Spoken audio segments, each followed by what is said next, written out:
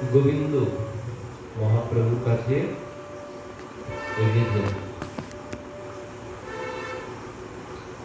এত শুনি সার্বভৌম প্রভুরে পুছিলা, পুরী গোসাই শূদ্র সেবক কাহাতে রাখিলা। সার্বভৌম ভট্টাচার্য বলছেন, এত শুনি সার্বভৌম প্রভুরে পুছিলা, প্রভুকে জিজ্ঞাসা করছেন, পুরী গোসাই শূদ্র সেবক কাহাতে রাখিলা।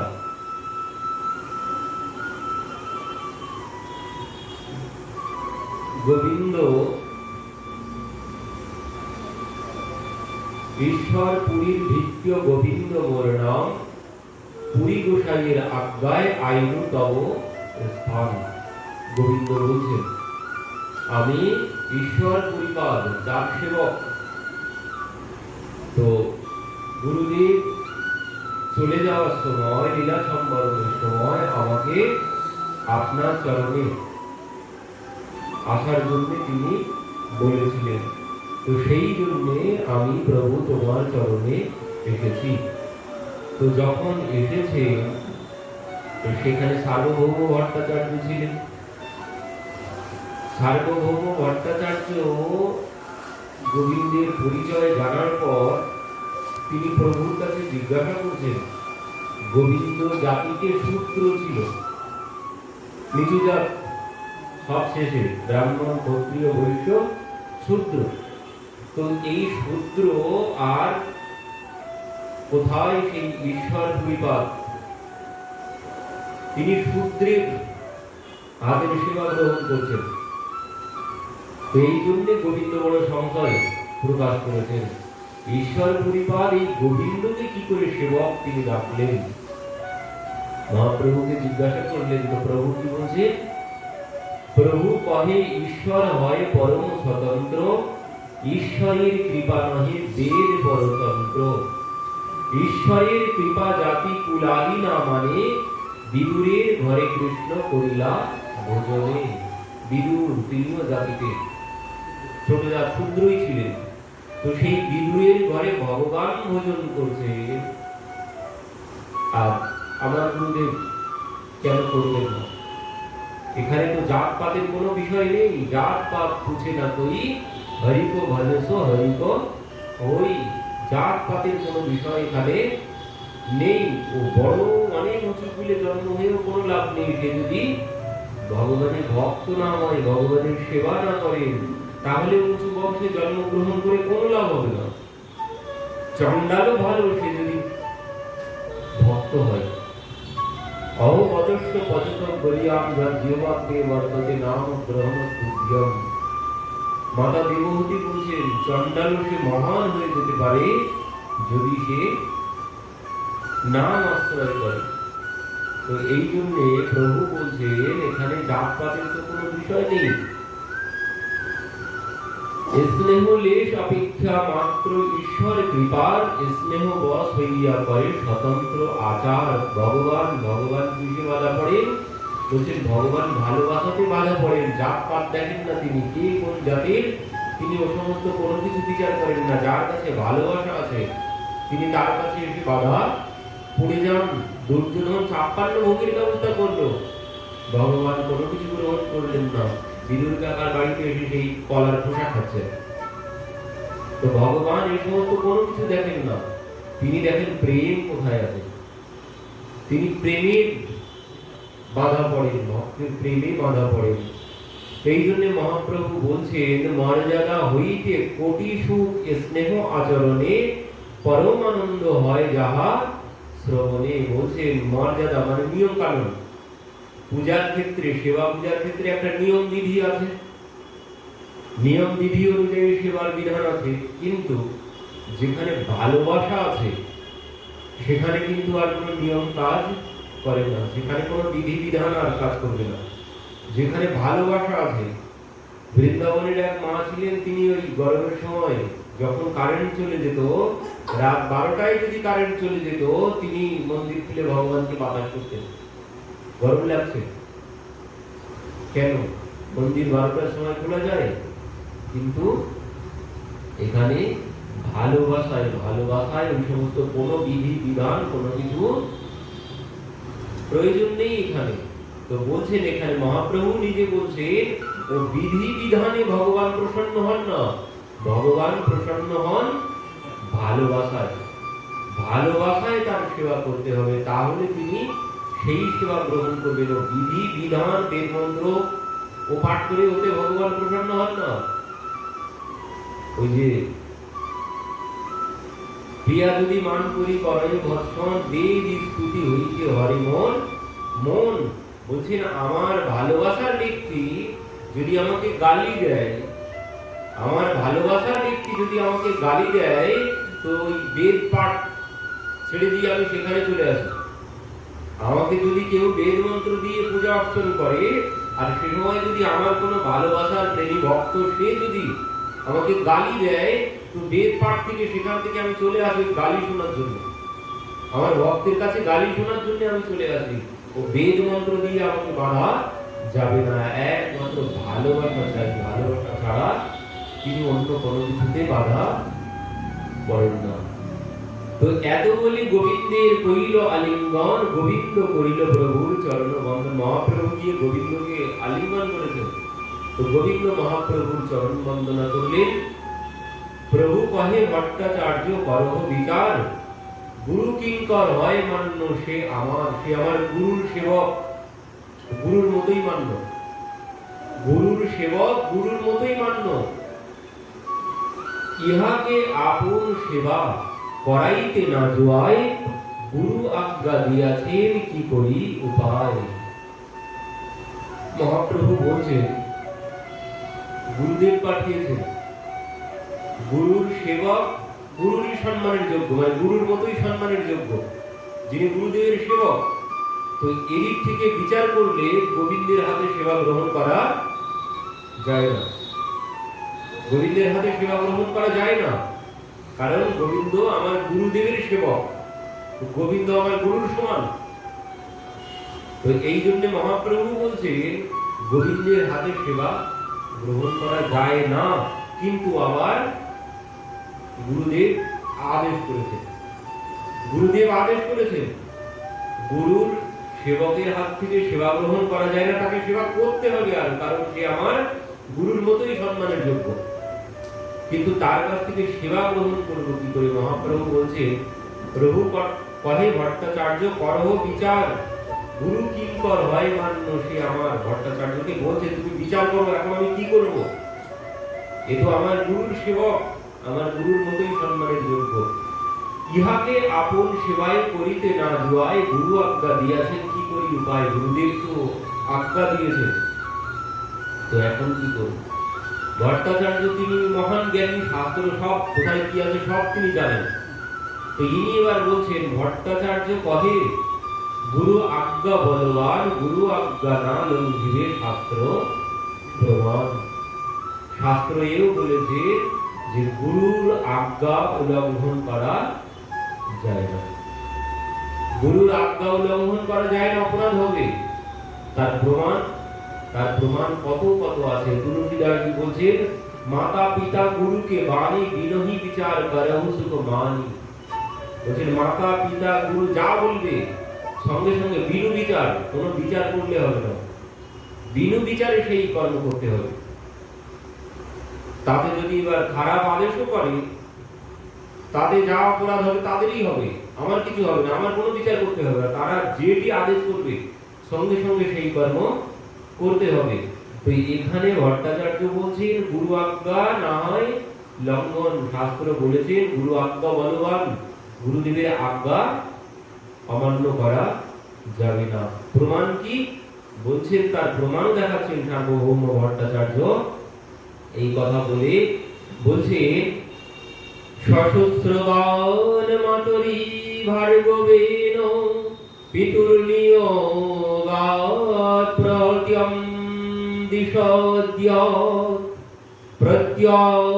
প্রত্যগ্রহীদগ্রজ শাসনম তৎ আজ্ঞা গুরুণা অবিচ অবিচারণীয় অবিচারণীয়, বলছেন আজ্ঞা গুরু নাম অবিচারণীয়। অবিচারণীয় মানে বিচার করা যাবে না, গুরুর আজ্ঞা বিচার করা যায় না। কি বলছেন এখানে? সহস্রবান মাতরি ভার্গবেন, পিতার আদেশ সঙ্গে সঙ্গে মেনে নিয়েছিলেন। কে? পিতার আদেশ সঙ্গে সঙ্গে মেনে নিলেন, কোনো প্রশ্ন করেননি। কে? পরশুরামজি। পরশুরামজি পিতার আজ্ঞার সাথে সাথে পরশুরামজি ফিরে এসেছেন। পরশুরামজি তীর্থ ভ্রমণে গিয়েছিলেন। প্রথম থেকেই একটুখানি শ্রবণ করুন যে পরশুরামজি তিনি তার ব্রহ্ম হত্যার পাপ লেগেছিল। পিতা বললেন যে তোমার ব্রহ্ম হত্যার পাপ লেগেছে, তো তুমি তীর্থ ভ্রমণে যাও। তো সেই জন্যে ইনি তীর্থ ভ্রমণে গিয়েছিলেন। কেন? কারণ হচ্ছে হায় হায় বংশ, সেই বংশের রাজা ছিলেন সহস্রবাহু, যার সহস্রবাহু, এদিকে 500 হয়, এদিকে 500 হয়, সহস্র হাত যার সহস্রবাহু। তো সেই সহস্রবাহু একবার নর্মদা নদীতে জল বিহার করছিলেন। এখন রাবণ দিগ্বিজয় বেরিয়ে ওই নর্মদা নদীর তীরেই আবার তাবু করে সেখানে বিশ্রাম হচ্ছিল।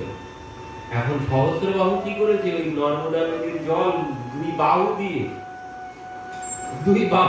নর্মদা নদীর জল আটকে দিয়েছে।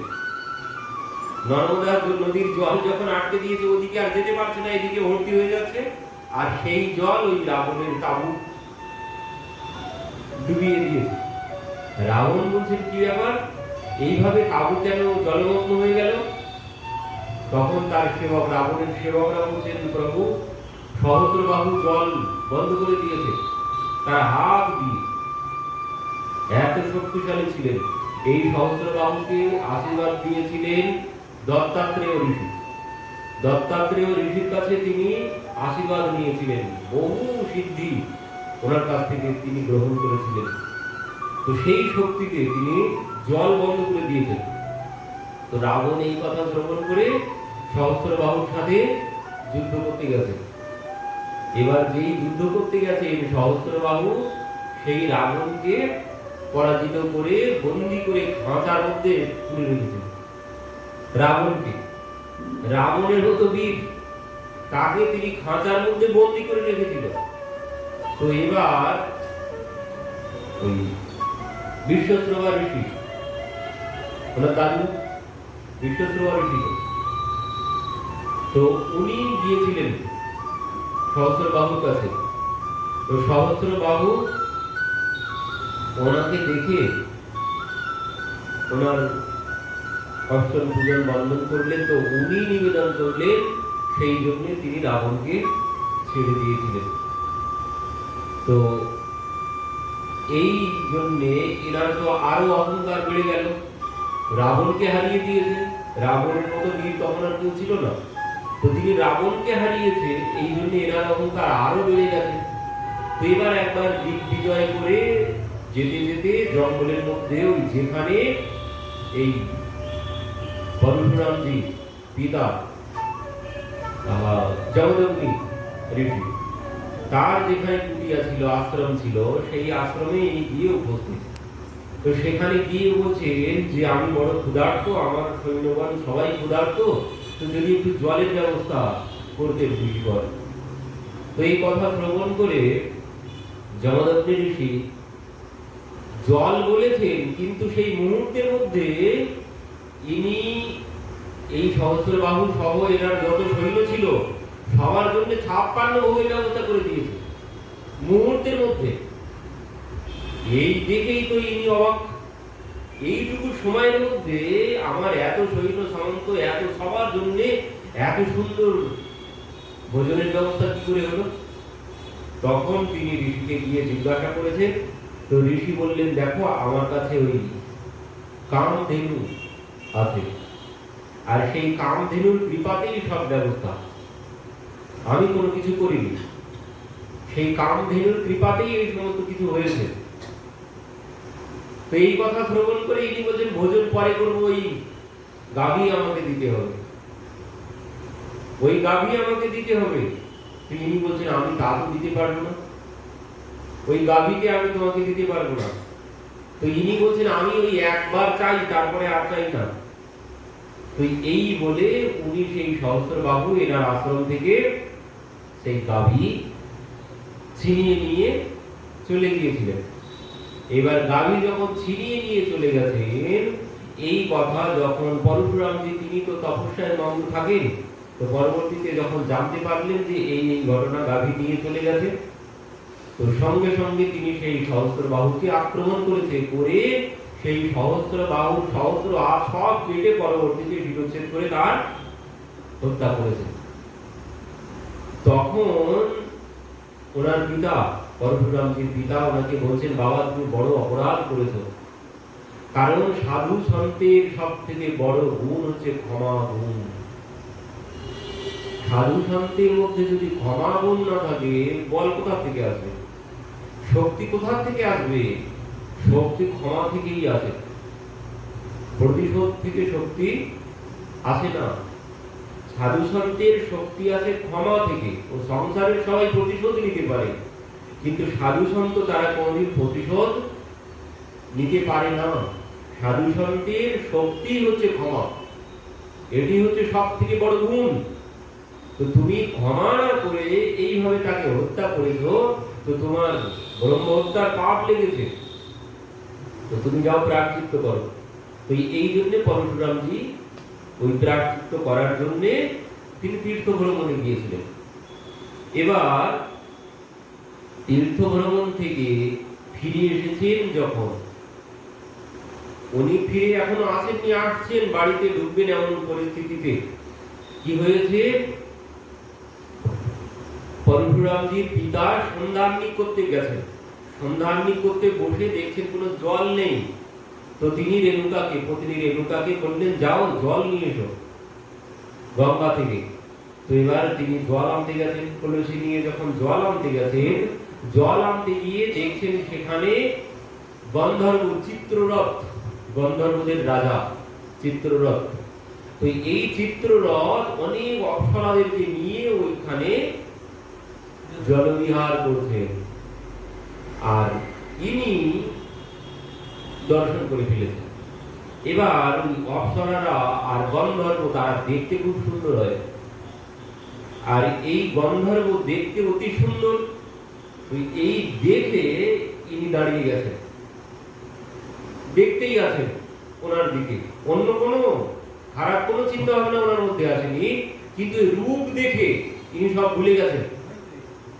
এনার রূপ দেখে মুগ্ধ হয়ে গেছেন তিনি, কিন্তু বলছেন কোনো খারাপ বাসনা তার মধ্যে আসেনি, কিন্তু রূপ দেখে তিনি মুগ্ধ হয়ে গেছেন। মানে দেখতে খুব ভালো লাগছিল, অতি সুন্দর দেখতে গন্ধর্ব, দেখতে ভালো লাগছে। তো ইনি দাঁড়িয়ে দাঁড়িয়ে দেখছেন তাদের ওই জল বিহার।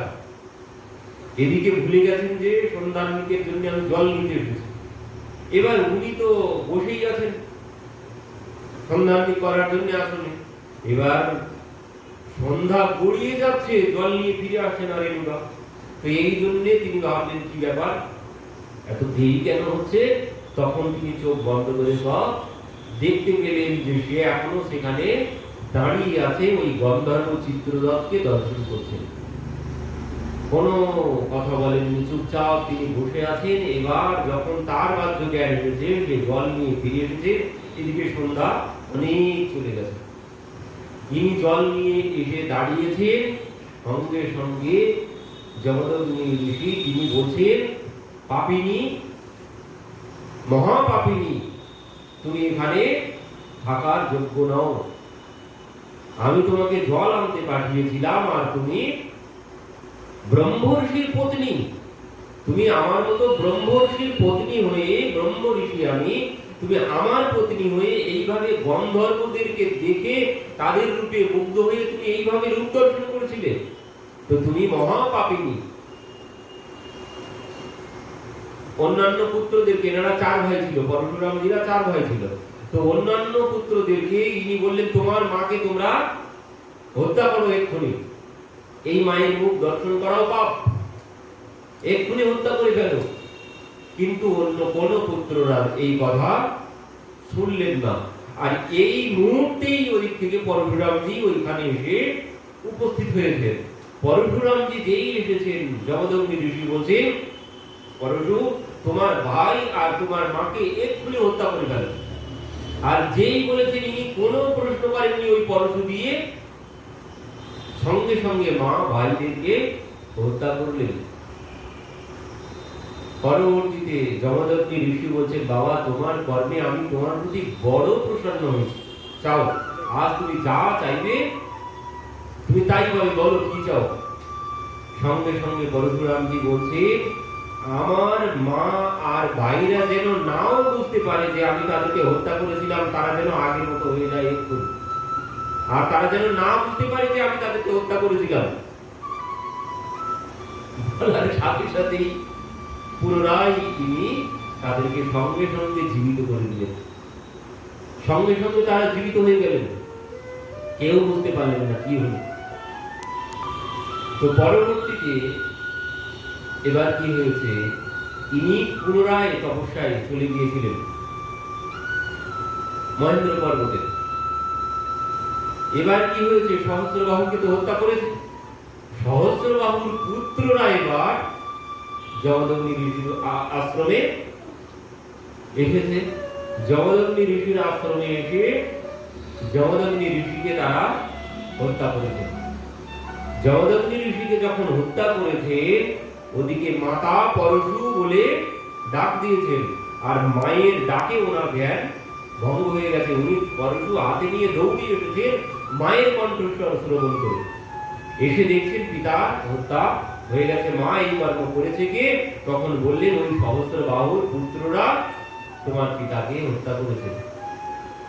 সঙ্গে সঙ্গে পরশুরামজি সেই সহস্রবাহুর যত পুত্র ছিল, যত তাদের বংশধর ছিল, সবাইকে তিনি হত্যা করেছিলেন। ওই যে 21 বার ক্ষত্রিয় নিধন করেছিলেন, এই যে সব বংশধর বলছেন যারা, আর এই জন্যই ভগবান এই পরশুরামজির অবতার গ্রহণ করেছিলেন, এই হরিহয় বংশকে নাশ করার জন্য।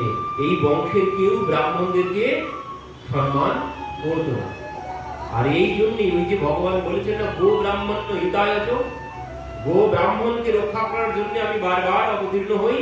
তো এই যে ব্রাহ্মণদেরকে তারা কেউ, তখনকার এই বংশের কেউ ক্ষত্রিয় ছিল তারা, তো কেউ ব্রাহ্মণদেরকে সম্মান করতো না। তো এই জন্য তিনি 21 বার তাদের যত বংশধর ছিল সবাইকে হত্যা করেছিলেন। আর ওই একজনা শিশুকে, ক্ষত্রিয় বংশের একজন শিশুকে ওই মা কাপড়ের মধ্যে লুকিয়ে রেখেছিলেন। তো তার থেকেই ক্ষত্রিয় বংশ পুনরায় আবার চালু হয়েছিল। তার যে নামটা কি ছিল আমার এখন স্মরণ নেই, একজনাই বেঁচেছিল ক্ষত্রিয় বংশ, তার থেকেই পুনরায় ক্ষত্রিয় বংশ বিস্তার লাভ করল। তো এইভাবে তিনি সেই সহস্রবাহুর সমস্ত বংশধরদেরকে হত্যা করে 21 বারে সমস্ত হত্যা করে তিনি পুনরায় আবার সেই মহেন্দ্র পর্বতে গিয়ে ধ্যানমগ্ন হয়ে গিয়েছিলেন। পরবর্তীতে সেই ধ্যান ভঙ্গ হলো যখন প্রভু সেই ধনুর্বাণ ভঙ্গ করলেন।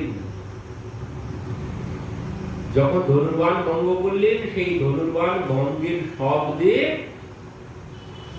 ওনার তপস্যা ভঙ্গ হয়ে গেল। জনক রাজার সবাই গিয়ে তিনি উপস্থিত হলেন ওই ধনুর্ভঙ্গের শব্দ শ্রবণ করে। তো সেখানে গিয়ে লক্ষ্মণজির সাথে তো অনেক কথা হয়েছে। তো সেই সার্বভৌম ভট্টাচার্য আজ এই কথা বলছেন যে গুরু পিতা মাতার বাণী, গুরুর বাণী পিতার বাণী বিচার করা যায় না। গুরু আজ্ঞা পিতা মাতার আজ্ঞা সাথে সাথেই বিনু বিচারে পালন করতে হবে। পরশুরামজি যেভাবে পালন করেছিলেন, মহাপ্রভু জিজ্ঞাসা করেছেন কি করবে এখন। তো এই পরিপ্রেক্ষিতে সার্বভৌম ভট্টাচার্য এই প্রসঙ্গের কথা বললেন আরো একটি প্রসঙ্গের কথা বলছেন যেভাবে পরশুরামজি তার পিতার আদেশ পালন করলেন, ঠিক সেইভাবে লক্ষ্মণজি দাদার আদেশ পালন করলেন। লক্ষ্মণজি দাদার আদেশ পালন করলেন কখন? বলছেন যে সময় সেই রাবণ বধ করে ফিরে এসেছিলেন, সীতা মাকে যখন নিয়ে ফিরে এলেন, তখন কি হলো? চারিদিকে রাজ্যে চারিদিকে সমালোচনা শুরু হয়ে গেছে যে সীতা মা রাবণের কাছে এতদিন ছিলেন, তার চরিত্র নিয়ে নানান রকম প্রশ্ন, নানান দিকে মানুষ আলোচনা করছে। এই জন্য গুপ্তচররা যখন প্রভুকে সংবাদ দিলেন, প্রভু সমস্ত সাম্রাজ্যে এই আলোচনা হচ্ছে মায়ের চরিত্র নিয়ে, তো ভগবান এবার তো বড় সমস্যায় পড়েছেন। তিনি জানেন যে সীতা মা কতখানি পবিত্র, তিনি জানা সত্ত্বেও প্রভু দেখলেন যে এখন যদি আমি রেখে দিই জানকীকে, তাহলে সমাজে একটা অন্যরকম প্রভাব পড়বে, কেউ তো বিশ্বাস করবে না। সীতা মা যতই পবিত্র হোক না কেন, জনগণ কেউ বিশ্বাস করবে না। তো এর থেকে কি হবে? ভগবান বিচার করছেন, কারণ রাজার কর্তব্য কি? রাজার কর্তব্য নিজের সুখ নয়, রাজার কর্তব্য নিজের সুখ নয়, রাজার কর্তব্য প্রজার সুখ। প্রজার যাতে সুখ হবে, রাজা সেই কর্ম করবে, নিজের সুখের চিন্তা করলে চলবে না। তো ভগবান বিচার করছেন, এতে আমার হয়তো কষ্ট হবে, কিন্তু প্রজার মঙ্গল করতে হবে। আর প্রজার মঙ্গল কিসে হবে? প্রজার মঙ্গল হবে জানকীকে ত্যাগ করলে। কারণ ত্যাগ কেন করব? কারণ এই যে সমাজে চারিদিকে জল্পনা কল্পনা হচ্ছে, সবাই চরিত্র নিয়ে প্রশ্ন তুলেছেন, তো এখন তো কেউ বিশ্বাস করবে না। আমি বলতে গেলে জনগণ কেউ বিশ্বাস করবে না, আমি যতই জানি, কিন্তু জনগণ বিশ্বাস করবে না। তো এই জন্য সমাজে কি প্রভাব পড়বে? এমন কারো পত্নী যদি এমন ব্যভিচারিণী হয়ে যায়, সবাই বলবে আমাদের মহারাজ তার পত্নীকে এতদিন পরে গ্রহণ করেছে, আমার করতে দোষ কি? এই প্রথা চালু হয়ে যাবে। এই জন্য ভগবান তিনি নিজের পত্নীকে ত্যাগ করেছেন। তো লক্ষ্মণকে সব বুঝিয়ে এই কথা বললেন, লক্ষ্মণজিকে বললেন যে তুমি চলে যাও আশ্রমে, বাল্মীকি ঋষির আশ্রম দর্শন করানোর কথা বলে তুমি তোমার মাকে নিয়ে চলে যাবে, আর ওখানে গিয়ে রেখে চলে আসবে। তো সেই জন্য লক্ষ্মণজি কোনো এখানে লক্ষ্মণজিকে যখন প্রভু এই আদেশ করেছে, লক্ষ্মণজি কোনো প্রশ্ন করেননি দাদার কাছে। দাদা যে আদেশ করেছেন, বলছেন লক্ষ্মণজির হৃদয় ফেটে যাচ্ছে এই আদেশ পালন করতে, তবুও তিনি সেই আদেশ পালন করেছেন, কোনো প্রশ্ন করেননি, কারণ দাদা গুরুর সমান। এই জন্য সার্বভৌম ভট্টাচার্য বলছেন গোবিন্দ গুরুর সেবক, গুরুর সম্মানের যোগ্য, গুরুর মতোই গুরুর সেবক। তো গোবিন্দের কাছ থেকে সেবা গ্রহণ করা যায় না, কিন্তু গুরুদেবই আমার আদেশ করেছে গোবিন্দের হাত থেকে সেবা গ্রহণের জন্য। তো সার্বভৌম ভট্টাচার্য এই প্রমাণ দিয়ে বললেন যে সে যতই গুরুর সম্মানের যোগ্য হোক, গুরুর মতো, তবুও তার সেবা গ্রহণ করতে হবে গুরুদেব যখন আদেশ করেছে। তো এই জন্যই গোবিন্দ মহাপ্রভুর সেবক হলেন। পরবর্তীতে বলছেন তবে মহাপ্রভু তারে কইল অঙ্গীকার, আপন শ্রীঅঙ্গ সেবায় দিলা অধিকার। প্রভুর প্রিয় ভৃত্য করি সবে করে মান, সকল বৈষ্ণবের গোবিন্দ করে সমাধান। সবার সেবা করে এই গোবিন্দকে দিয়েই মহাপ্রভু সেই হরিদাস ঠাকুরের জন্য প্রত্যেক দিন প্রসাদ পাঠিয়ে দিতেন। তো পরবর্তীতে ছোট বড় কীর্তনিয়া দুই হরিদাস রামাই নন্দাই রহে গোবিন্দের পাশ। ছোট হরিদাস আর বড় হরিদাস তারা দুইজন কীর্তন করেন, মহাপ্রভুকে কীর্তন শ্রবণ করান। রামাই নন্দাই রহে গোবিন্দের পাশ, গোবিন্দের সঙ্গে করে প্রভুর সেবন, গোবিন্দের ভাগ্য সীমা না যায় বর্ণন। গোবিন্দের ভাগ্যের কথা বর্ণনা করা যায় না। গোবিন্দের কত বড় ভাগ্য, তিনি আজ প্রভুর সেবা লাভ করেছেন। আর দিন মুকুন্দ দত্ত কহে প্রভুর স্থানে, ব্রহ্মানন্দ ভারতী আইলা তোমার দর্শনে। আজ্ঞা দেহ যদি তারে আনিয়ে এইখানে, প্রভু কহে গুরু দেহ যাব তার ঠাইয়ে। কি বলছেন? মুকুন্দ দত্ত প্রভুর কাছে গিয়ে বলছেন, প্রভু ব্রহ্মানন্দ ভারতী এসেছেন আপনার দর্শনের জন্য, তো আপনি যদি আদেশ দেন তো তাকে গিয়ে বলি সে আপনাকে দর্শন করতে আসবেন। মহাপ্রভু বলছেন, প্রভু কহে গুরু দেহ যাব তার ঠাঁই, তিনি গুরু, আমি তাকে দর্শনে যাব, তিনি কেন আমাকে দর্শন করতে আসবেন? তিনি আমার গুরুর সমান, তো আমি তার কাছে যাব, কারণ ইনি মহাপ্রভুর গুরু কেশব ভারতী, ওনার গুরু ভাই। তো এই জন্যে এই মহাপ্রভু বলছেন তিনিও তো আমার গুরুর সমান, তিনি কেন আমাকে দর্শন করতে আসবে, তো আমি যাব তাকে দর্শন করতে। তো সেই জন্যে এত বলি মহাপ্রভু সব ভক্তগণ সঙ্গে চলি আইলা ব্রহ্মানন্দ ভারতী আগে। ব্রহ্মানন্দ পড়িয়াছে মৃগ চর্মম্বর, তাহা দেখি প্রভুর দুঃখ হইল অন্তর। মহাপ্রভু এসেছেন ব্রহ্মানন্দ ভারতীকে দর্শন করার জন্য। এসে দেখছেন তিনি কি পরিধান করে আছেন? মৃগ চর্ম পরিধান করে আছেন। তাহা দেখি প্রভুর দুঃখ অন্তর, প্রভু বড় দুঃখ পেয়েছে। এই মৃগ চর্ম পরিহিত দেখে প্রভু দুঃখ পেয়েছে। তো প্রভু কি বলছে? দেখিয়াও ছদ্ম কইল যেন দেখি নাই, মুকুন্দের পুছে কোথায় ভারতী গোসাই। এসেছেন ব্রহ্মানন্দ ভারতীকে দর্শন করতে, তার কাছে এসেছেন। এসে প্রভু এমন অভিনয় করছেন যেন তিনি তাকে দেখতেই পাচ্ছেন না, দেখতেই পাননি। বলছেন মুকুন্দকে, মুকুন্দ ভারতী গোসাই কোথায়?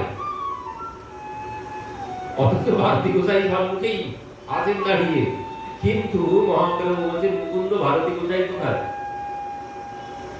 মুকুন্দ কহে এই আগে দেখো বিদ্যমান, প্রভু কহে তেহ নহে তুমি আগে আন।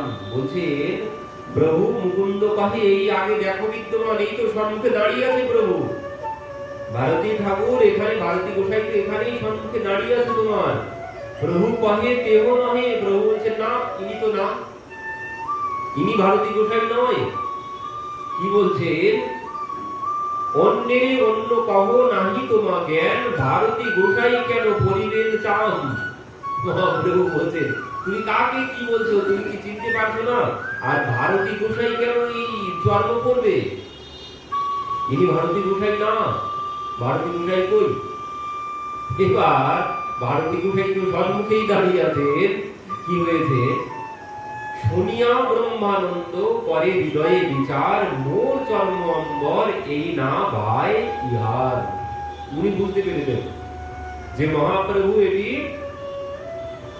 মানে নিতে পারলেন না, আমার এই চর্ম অম্বর মানে আমি যে চর্ম পরিধান করে আছি, মহাপ্রভু এটি পছন্দ করলেন না, উনি বুঝতে পেরেছেন। তো ভালো কহে চর্ম অম্বর দম্ভ লাগি পড়ি, চর্ম অম্বর পরিধানে সংসার না তাই। মহাপ্রভু বলছেন ভালো কহে চর্ম অম্বর দম্ভ লাগি পড়ি। চর্ম অম্বর কারা পরে? যাদের দম্ভ মানে অহংকার হয়, তারা বস্ত্র পরিত্যাগ করে ওই চামড়া পরে। তো চর্ম অম্বর পরিধানে সংসার না তারে, বলছেন ও পরে এই সংসার সমুদ্র পার হওয়া যাবে না। চর্ম অম্বর তারাই পরে যাদের অহংকার হয়ে যায়, দেখো আমি কত বড় ত্যাগী, পোশাকটাও ত্যাগ করে দিয়েছি। এই জন্য মহাপ্রভু বলছেন ওই পরে সংসার সমুদ্র পার হওয়া যায় না। আদি হইতে না পরিব এই চর্ম অম্বর, প্রভুর বহির্বাস আনাইলা জানিয়া অন্তর। প্রভু সঙ্গে সঙ্গে উনি মনে মনে বিচার করছেন, প্রভু যখন এটি ঠিকঠাক ভাবে নিলেন না, তো আমি আজ থেকে আর এই চর্ম পরিধান করব না। উনি মনে মনে ভেবেছেন, প্রভু তার মধ্যেই ওনার জন্য বস্ত্র এনে উপস্থিত করেছেন। কারণ এনার মনের বাসনা যখনই বুঝতে পেরেছেন, সঙ্গে সঙ্গে প্রভু ওনার জন্য বস্ত্র এনে উপস্থিত করেছেন। চর্ম ছাড়ি ব্রহ্মানন্দ করিল বসন, প্রভু আসি করিল তার চরণ বন্দন। এবার সঙ্গে সঙ্গে প্রভু তার চরণে প্রণাম জানালেন। উনি যখন সেই চর্ম ত্যাগ করেছেন, বসন যখন মহাপ্রভু দেওয়া বসন যখন ইনি পরিধান করেছেন। ভারতী কহে তোমার আচার লোক শিখাইলে, পুনরা করিবে নদী ভয় পাই চিতে। তো ব্রহ্মানন্দ ভারতী বলছেন তোমার আচার লোক শিক্ষা দেওয়ার জন্য, তো তুমি আমাকে প্রণাম করো না, আমার বড় ভয় করছে, আমার ভয় করছে, তুমি আমাকে প্রণাম করো না। সাম্প্রতিক দুই ব্রহ্ম ইহা চলাচল, জগন্নাথ অচল ব্রহ্ম তুমি তো সচল। তো সেই ভারতী গোসাই বলছেন তুমি আমাকে প্রণাম করো না, আমার ভয় করছে। কি বলছেন ইনি? বলছেন এখন আমি দেখতে পাচ্ছি এখানে এই নীলাচলে দুইজন ব্রহ্ম উদয় হয়েছে। নীলাচলে দুই ব্রহ্মের উদয় হয়েছে। কি বলছেন? সম্প্রতি দুই ব্রহ্ম ইহা চলাচল, জগন্নাথ অচল ব্রহ্ম তুমি তো সচল। দুই ব্রহ্ম, একজন ব্রহ্ম মন্দিরে জগন্নাথ, আর একজন সচল ব্রহ্ম হচ্ছে তুমি। আর সেই তুমি আমাকে প্রণাম করছো, আমার বড় ভয় হচ্ছে, তুমি আমাকে প্রণাম করো না। তুমি গৌর বর্ণ দেহ শ্যামল বরণ, দুই ব্রহ্মে কইল সব জগত তারণ। কি বলছেন ব্রহ্মানন্দ ভারতী? বলছেন তুমি গৌর বর্ণ দেহ শ্যামল বরণ, তুমি গৌর বর্ণের, আর মন্দিরে যিনি আছেন তিনি শ্যাম বর্ণের। আর এই দুই ব্রহ্মেই জগৎ উদ্ধার, কলির যুগ, এই কলিকে, এই কলির জীবকে উদ্ধার করছে। যেমন জগন্নাথ উদ্ধার করছে, আর মহাপ্রভু কলির জীবকে উদ্ধার করার জন্য এসেছেন তিনি। তো একজন অচল জগন্নাথ আর একজন সচল জগন্নাথ, তিনি দর্শন দিচ্ছেন। আজও সচল জগন্নাথ আমাদেরকে ছেড়ে চলে গেছেন, তো জাননি তিনি কোথাও, তিনিও আছেন তার মধ্যেই, ওই জগন্নাথের মধ্যেও তিনিও আছেন। তো ইনি বলছেন যে দুইজন তোমরা জগৎ উদ্ধার করার জন্য এসেছো, একজন মন্দিরে বসে জগৎ উদ্ধার করছে, আর তুমি সচল ভাবে জগৎ উদ্ধার করছো। তোমরা দুই ব্রহ্ম, তোমরা দুইজন ব্রহ্ম। একজন কলিযুগে, কলিযুগে এই জন্যে কলিযুগের ধাম হচ্ছে জগন্নাথ ধাম। কলিযুগে যার জন্ম হয়েছে একবার অন্তত জগন্নাথ দর্শন করতেই হবে, এটি বাধ্যতামূলক। একবার অন্তত জগন্নাথ দর্শন করতে হবে, কারণ কলিযুগের ধাম, কলির জীবকে উদ্ধার করার জন্য ভগবান জগন্নাথ রূপে অবতীর্ণ হয়েছেন। প্রসাদ রূপে তিনি কলির জীবকে কৃপা করার জন্য আমার প্রসাদ রূপ ধারণ করেছেন। প্রসাদটাও কিন্তু ব্রহ্ম, জগন্নাথের প্রসাদও কিন্তু ব্রহ্ম। জগন্নাথ আর জগন্নাথের প্রসাদের মধ্যে কোনো ভেদ নেই। তো জগন্নাথের প্রসাদও পেতে হবে, আর জগন্নাথকে দর্শন করতে হবে। এই কলির জীবের এটি হচ্ছে একমাত্র কর্তব্য। যখন মনুষ্য শরীর লাভ করেছে এই কলি যুগে, আর মহাপ্রভু তিনি তো কলির জীবকে উদ্ধার করার জন্য এসেইছেন। নাম প্রেমের মালা গাঁথি পরাইলা সংসারে। তো কলির জীবকে উদ্ধার করার জন্য তিনি নাম প্রেমের মালা পরিয়ে দিয়ে গেছেন কলির জীবকে। এই দুই ভাবে উদ্ধার করছেন কলির জীবকে। তো তিনি বলছেন তোমরা দুইজনাই তো জগৎ উদ্ধার করছো। প্রভু পাহে সত্য কহ তোমার আগমনে, দুই ব্রহ্ম প্রকটিলা পুরুষোত্তমে। মহাপ্রভু এবার উল্টে দিয়েছেন কথা। মহাপ্রভু বলছেন তুমি ঠিক বলেছো, তুমি ঠিকই বলেছো, দুই ব্রহ্ম, দুই ব্রহ্ম প্রকটিলা শ্রী পুরুষোত্তমে। পুরুষোত্তমে দুইজন ব্রহ্মই প্রকাশ হয়েছে, তোমার কথা ঠিক। কিন্তু ব্রহ্মানন্দ নাম তুমি গৌর ব্রহ্মচল, শ্যাম ব্রহ্ম জগন্নাথ বসিয়াছে অচল। মহাপ্রভু সব কথা উল্টে দিয়ে এবার ওনাকে বলছেন, উনি মহাপ্রভুকে বলেছেন, এবার মহাপ্রভু ওনাকে বলছেন, কি বলছেন? ব্রহ্মানন্দ নাম তুমি গৌর ব্রহ্ম চল, মানে চলমান ব্রহ্ম তুমি, কারণ তোমার নাম কি? ব্রহ্মানন্দ ভারতী। সেই জন্য মহাপ্রভু বলছেন ব্রহ্মানন্দ নাম তোমার, তুমি গৌর ব্রহ্ম চল, চলমান ব্রহ্ম হচ্ছে তুমি, তোমার নাম ব্রহ্মানন্দ ভারতী। আর শ্যাম ব্রহ্ম যিনি, তিনি জগন্নাথ মন্দিরে বসে আছেন। ভারতী কহে সার্বভৌম মধ্যস্থ হইয়া, ইহার সহ আমার ন্যায় বুঝো মন দিয়া। এবার ইনি তো আর পারলেন না, এবার সার্বভৌম ভট্টাচার্যকে বলছে তুমি বিচার করো। কি বিচার করবে? কারণ ব্রহ্মানন্দ ভারতী তিনি মহাপ্রভুকে বলছেন এক ব্রহ্ম, সচল ব্রহ্ম, আর জগন্নাথ হচ্ছেন অচল ব্রহ্ম। এবার মহাপ্রভু কি বলছেন? না, তুমি বলেছো ঠিক, এখানে দুইজন ব্রহ্মই আছে, তবে একজন ব্রহ্ম হচ্ছে তুমি, কারণ তোমার নাম ব্রহ্মানন্দ ভারতী, তো একজন ব্রহ্ম তুমি আর একজন ব্রহ্ম জগন্নাথ। এই কথা যখন বলেছে তখন ইনি বলছেন সার্বভৌম ভট্টাচার্যকে তুমি বিচার করো, তুমি বিচার করো, প্রভু আমাকে বলছেন ব্রহ্ম। এই জন্য তিনি সার্বভৌম ভট্টাচার্যের কাছে বিচারের দায় ভার দিয়েছেন। তো সার্বভৌম ভট্টাচার্য কি বলছে? ব্যাপ্য ব্যাপক ভাবে জীব ব্রহ্ম জানি, জীব ব্যাপ্য ব্রহ্ম ব্যাপক শাস্ত্রে বাহানি। কি বলছেন? ব্যাপ্য আর ব্যাপক ভাবে জীব আর ব্রহ্ম জানি। কি বলছেন? ব্রহ্মই তো ব্যাপক আকার নিয়েছে, তো সেই জন্য জীব ব্যাপ্য ব্রহ্ম ব্যাপক শাস্ত্রেতে বাখানি। ব্রহ্ম ব্যাপক, তিনি শাস্ত্রে বলাই আছে ব্রহ্ম ব্যাপক, সর্বত্র ভগবান আছেন, ব্রহ্ম সর্বত্র, সেই ব্রহ্মই তো সমস্ত জগৎময়। তো সার্বভৌম ভট্টাচার্য বিচার করছেন, তো এতে তো ভুল প্রভু কোনো কিছু বলেননি। আর চর্ম ভুজাইয়া কইলে আমায় শোধন, তোমার ব্যাপ্য ব্যাপকত্বে এই তো কারণ। বলছেন আমার ব্যাপকতা নেই এখানে, প্রভু যে প্রকৃত ব্রহ্ম না হলে আমার এই পরিবর্তন হতো না। ব্রহ্মানন্দ ভারতী বলছেন প্রভু যদি ব্রহ্ম না হতে, প্রভুকে দর্শন করার সাথে সাথে আমি আমার চর্মাম্বর ত্যাগ করেছি, তো কত বড় মাধুর্য না থাকলে, শক্তি না থাকলে সম্ভব নয়।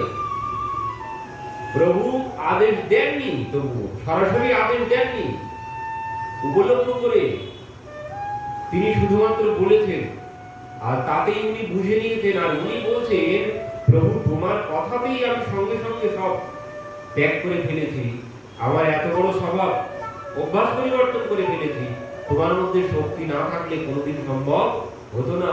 আর এটি হয়েছে একমাত্র তুমি ব্রহ্ম, তাই যে কেউ সাধারণ মানুষ এসে বললে হতো কোনোদিন? কোনোদিন হতো না। প্রভু তোমার কথাতেই আমি পরিবর্তন করেছি, তো তুমিই প্রকৃত ব্রহ্ম। উনি বলছেন ব্রহ্মানন্দ ভারতী, আমি ব্রহ্ম না, তুমি ব্রহ্ম। আরো কি বলছেন? মহাভারত থেকে দৃষ্টান্ত দেখাচ্ছেন ইনি। কি বলছেন? মহাভারতে বলা আছে, ওই যে এর আগে আমরা আলোচনা করেছি, গোপীনাথ আচার্য সার্বভৌম ভট্টাচার্যকে বোঝাচ্ছেন। সার্বভৌম ভট্টাচার্য যখন বললেন কলিযুগে অবতার নেই ভগবানের, এই জন্য ভগবানের এক নাম ত্রিযুগ। কলিযুগে ভগবানের অবতার নেই, ভগবান 3 যুগে অবতার গ্রহণ করেছেন। এই জন্য প্রহ্লাদ মহারাজ স্তুতি করার সময় ভগবানকে ত্রিযুগ বলে সম্বোধন করেছেন। তো সেই জন্য সার্বভৌম ভট্টাচার্য বলছেন, গোপীনাথ আচার্য মহাপ্রভুকে বলছেন ভগবান, আর সার্বভৌম ভট্টাচার্য বলছেন তোমাদের মাথা খারাপ হয়েছে, তোমরা যাকে তাকে ভগবান বলো। তোমরা জানো কলিযুগে কোনো ভগবানের অবতার নেই। এই কথা যখন বলেছেন, গোপীনাথ আচার্য বলছেন তুমি পণ্ডিত হতে পারো, কিন্তু তুমি কোনো কিছুই জানো না, আর তোমার উপরে তার কৃপা হয়নি, এই জন্য তুমি তাকে চিনতে পারছো না। তোমার উপরে যখন তার কৃপা হবে, এসব সিদ্ধান্ত তুমিও কহিবে, তুমিও তখন বলবে। তো তখন সার্বভৌম ভট্টাচার্য বলছেন ইনি কি করে ভগবান হন, ইনি কি করে ভগবান হবে? শাস্ত্র যখন বলেই দিয়েছে ভগবান 3 যুগে অবতার গ্রহণ করেছেন, তাহলে ইনি কি করে ভগবান হচ্ছেন? তখন সেখানে গোপীনাথ আচার্য ভাগবত থেকে শ্লোক দেখিয়েছেন। আসন বর্ণত্রয় হাসু গৃহীত যুগম তনু শুক্ল রক্ত তথাপিত, শুক্ল রক্ত তথাপিত ইদানিং কৃষ্ণতম গতঃ। দাপর যুগে দাঁড়িয়ে বলছেন শুক্ল রক্ত তথাপিত ইদানিং কৃষ্ণতম গতঃ। তখন হয়েছে সত্য ত্রেতা দাপর 3 যুগ, কিন্তু তিনি 4 যুগের অবতারের কথা বলেছেন। তো বলছে তাহলে কি করে নেই, কি করে নেই? ভগবান শুক্ল রক্ত তথা পীত ইদানিং কৃষ্ণতম গতঃ, ওই যে গর্গাচার্যজি তিনি বলছেন ভগবানের নামকরণের সময় এই কথা বলেছেন। ভগবান 4 যুগে মা ওই নামকরণের কথা বললেন। তো বলছেন মা তোমার লালার নামকরণ আমি কি করব? তোমার লালা যুগে যুগে অবতীর্ণ হয়, আর সেই যুগে যুগে তার যে কত নাম হয় তার কোনো ঠিক ঠিকানা নেই। তো এই জন্য বলছেন আসন বর্ণস্ত্রয় হাসো গৃহীত যুগম তনু শুক্ল রক্ত তথাপিত ইদানিং কৃষ্ণতম গতঃ। বলছেন তোমার লালা 4 যুগে অবতীর্ণ হবে, আর 4 যুগে তার 4 রকমের বর্ণ অনুযায়ী নাম হবে। আর ইদানিং কৃষ্ণতম গতঃ, প্রথমে তার বর্ণ ছিল শুক্ল রক্ত, পরবর্তীতে রক্তবর্ণ, শুক্ল রক্ত তথা পীত ইদানিং কৃষ্ণতম গতঃ। তখন কিন্তু 3 যুগ হয়েছে, শুক্ল হয়েছে, রক্ত হয়েছে, আর ইদানিং কৃষ্ণতম গতঃ কৃষ্ণবর্ণ হয়েছে। একটা এখনো বাকি আছে, বেশি বলেছেন শুক্ল রক্ত তথা পীত, পীতবর্ণ এখনো হয়নি, তখন 3 যুগ হয়েছে মাত্র। তো বললেন কলি যুগে ইনি পীত বর্ণ ধারণ করবেন, আর সেই পীত বর্ণের ভগবান হচ্ছেন কলি পাবন অবতার চৈতন্য মহাপ্রভু কি জয়। তো তিনি দাপর যুগে দাঁড়িয়ে থেকে গর্গাচার্যজি ভগবানের 4 অবতারের কথা, 4 যুগে 4 অবতারের কথা বলেই দিয়েছেন। তো বলছেন নেই কি করে, তুমি কি করে বলছো? গোপীনাথ আচার্য সার্বভৌম ভট্টাচার্যকে বলছেন, আরো বলেছেন, আরো অনেক প্রমাণ আছে সেখানে। তার মধ্যে মহাভারত থেকেও একটি শ্লোক বলছেন। মহাভারতে কি বলা আছে? কলিযুগের ভগবান যিনি হবেন তার কথা বলছেন মহাভারতে। ব্যাসদেবজি কি বলছেন? সুবর্ণ হেমঙ্গ্য বরঙ্গ্যশ্চন্দনং গদি সন্ন্যাস কৃষ্ণম শান্ত্য নিষ্ঠা শান্তি পরায়ণ। সুবর্ণ হেমঙ্গ্য বর্ণঙ্গ চন্দনং গদি বলছেন ব্রহ্মানন্দ ভারতী কি বলছেন? তুমি যে ব্রহ্ম তার প্রমাণ এখানেই বোঝা যাচ্ছে। কেন? কারণ মহাপ্রভু বসেছিলেন কি পরিধান করে? মহাপ্রভু বসেছিলেন ওই চন্দন, জগন্নাথের ব্যবহৃত যে উত্তরীয় পোশাক, জগন্নাথকে যে পোশাক পরানো হয় সেই পোশাকে চন্দন দেওয়া হয় তো জগন্নাথের অঙ্গে। তো সেই চন্দন মাখা পোশাক প্রভুর কণ্ঠে ছিল। আর সেই কথাই মহাভারতে বলা আছে। কি বলেছেন? সুবর্ণ হেমঙ্গ, মানে সোনার মতো যার অঙ্গ। কলিযুগে যিনি ভগবান হবেন তার অঙ্গের বর্ণ হবে স্বর্ণের মতো।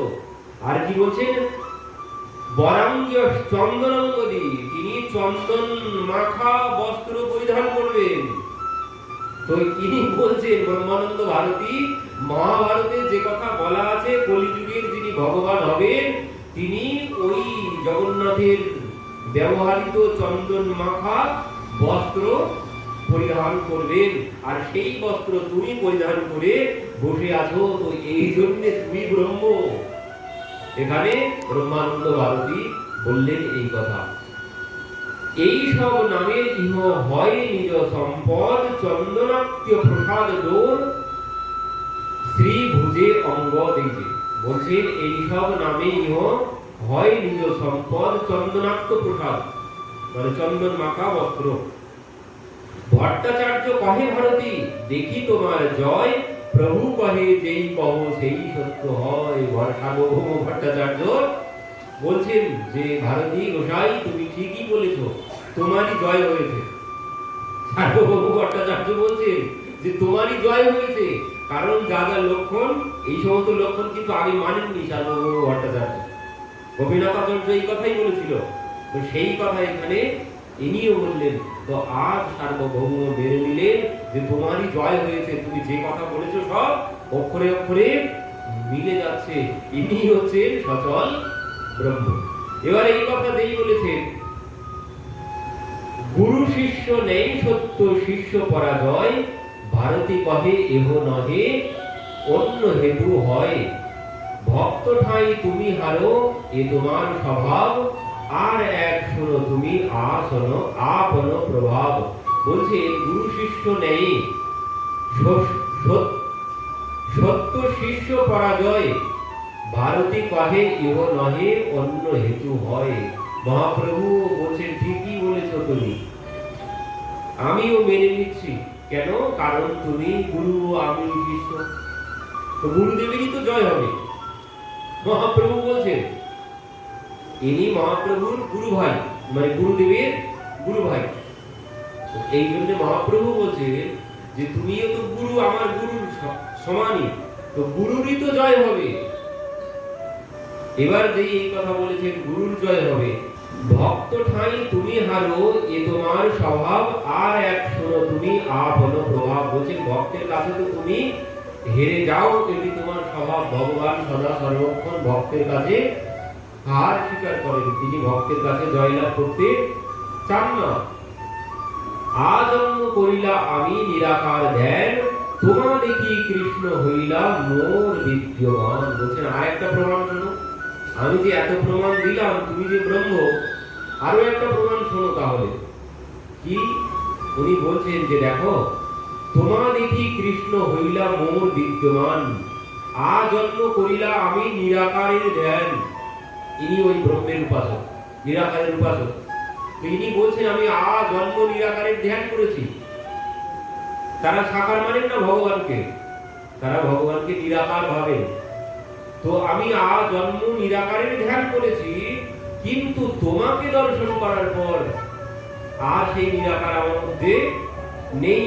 আর তোমাকে দেখেই মনে হচ্ছে সেই নিরাকারের, যে নিরাকারের ধ্যান আমি করি, সেই নিরাকার ব্রহ্ম আর সাকার রূপ ধারণ করে আমার সম্মুখে দাঁড়িয়েছে। ব্রহ্মানন্দ ভারতী বলছেন কারণ কৃষ্ণ নাম মুখে স্ফুরে মনে নেত্রে কৃষ্ণ, তোমাকে তদ্রূপ দেখি হৃদয় সতৃষ্ণ।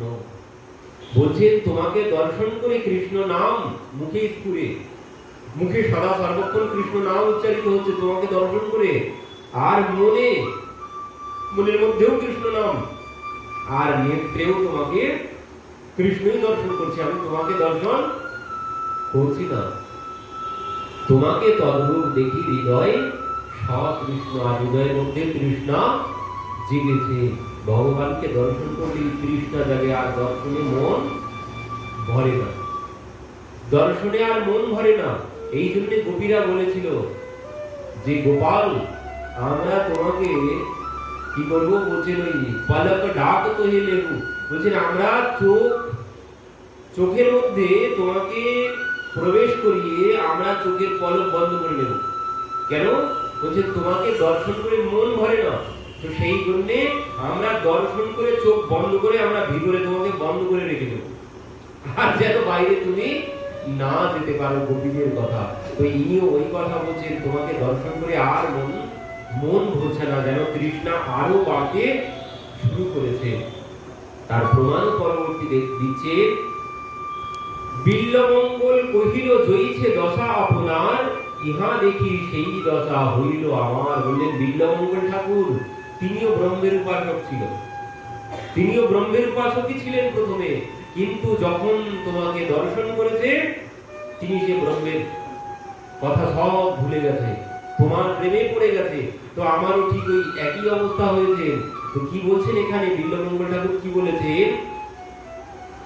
অদ্বৈত বিধিপতি কৈরূপাস্য সানন্দ্য সিংহাসনলব্ধ দীক্ষা, ষঠেন কিনাপি বয়ং হটেন দাসীকৃতা গোপবধূ বিটেন।